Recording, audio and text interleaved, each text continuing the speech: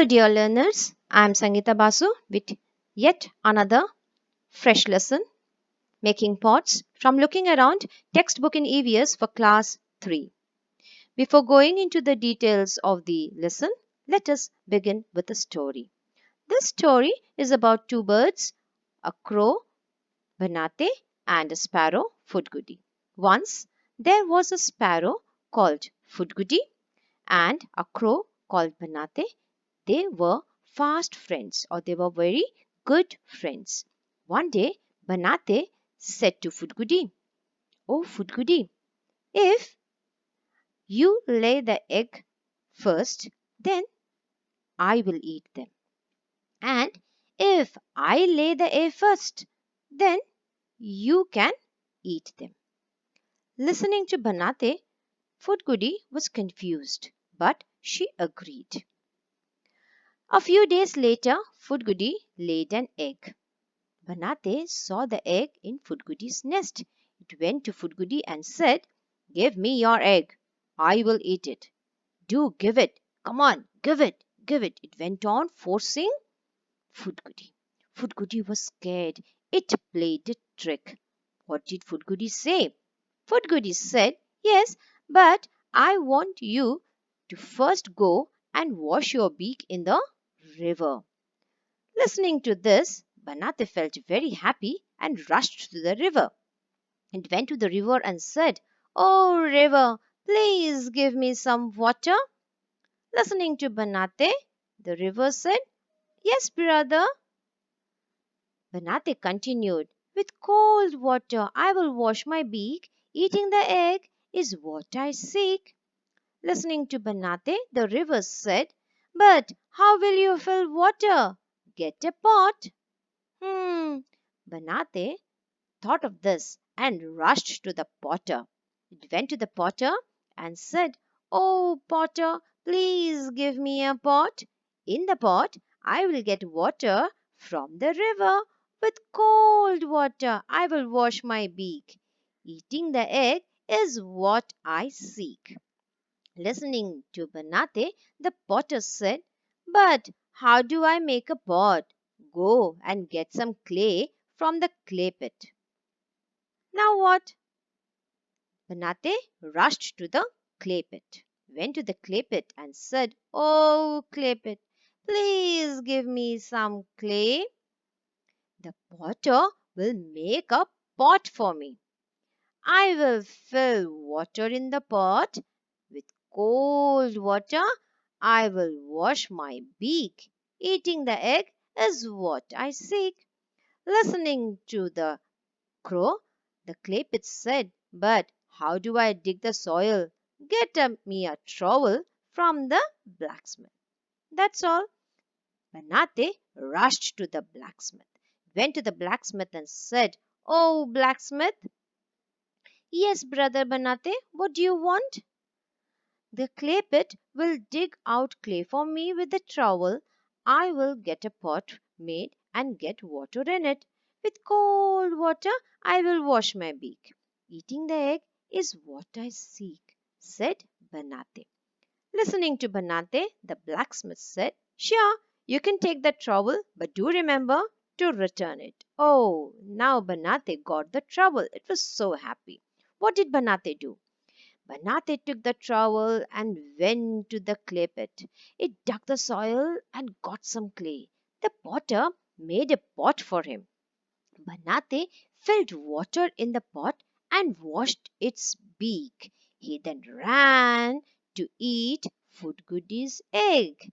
And by the time the sparrow's egg hatched, the little bird came out of it and flew away. So Banate came and saw that there was nothing there in the nest. Both the mother bird, that is Fudgudi, and the chick flew away, far, far away from Banate. And Banate found an empty nest. So what do we learn from the story? The moral of the story is never be greedy. So that is a story, but here the main role is about the pot, washing or storing water in the pot. Let us now focus on the lesson. Did you know Many years ago, there was a time when people had no pots also. They started feeling the need to store and cook food. After a lot of effort and thinking, they thought and thought and thought and thought, tried and tried, people learned to make pots. In the beginning, pots were made of stone and clay. People made pots of stones by digging and scraping stones with their hands. Okay? They made pots of clay by kneading the clay and shaping them with their hands. People also discovered that clay pots could be made stronger by baking them in fire. Baking them means heating them in fire. The clay pots, which is made out of soft clay, can become hard and can stay for longer days. Now let us find out how pots are made and how are pots useful. Things and utensils made of clay. The very first picture, you know about it, the flower pots. There are also different types of vessels made out of clay, the small and the big, the cups and the saucers, the plates and the jugs. We also have decorative items to decorate our houses made out of clay, which you usually can see in a mela or a fair. The potter gives shape to the clay to make these things. You can see all the three things are of different shapes. Let us see how a potter works. This is how the potter works on the wheel. You can see there is a wheel below. This is called as the potter's wheel. The potter puts the clay on this wheel and with the help of his hands, the magic of his hands, he gives shape to the clay, to the soft clay to make different things. Then he gives the fineness and the perfect shape to the pots. Hope these pictures have helped you to understand how the potter makes the pots. Now, if someone gives you clay, how will you make utensils from it? This is one. You can see this. This is called as a pinch pot. Take a piece of clay, make it round, put your thumb and make a hole here. Then, with the help of your fingers, you can give shape and smoothen it. You can also write your name below at the bottom. And over, the pinch pot is over. Take a clay, make a hole with the help of your thumb, give shape with the help of your fingers. Yes, your pinch pot is over. Then you can give the fineness and the finish to it. Please do write your name. This is another way of making pots. It's called as the coil pot. You must take the clay, roll it and make it into thin, long strips. Then you have to place the strip, wind them like this, and with the help of your fingers, you can give them a finish. Beautiful things like this can be made. These are all coil pots. Very simple, which children can make it very easily. Dry them in the sun, or when your mother is cooking, you can keep it near the stove also. It will become hard. This is another type of making a pot. You have to roll it with the help of your rolling pin. Make a base like this, and then you wind it and keep it on this base. Glasses and pots like this can be made in this way also. So you have learned three types. You can try it in your house and participate in the project of making pots. We often keep water in the clay pots at home or in school. Why do these pots not get spoilt with the water? Yes, think. They are very soft clay. Then they should fall away. They should break down when we put water into it, but they do not. Why?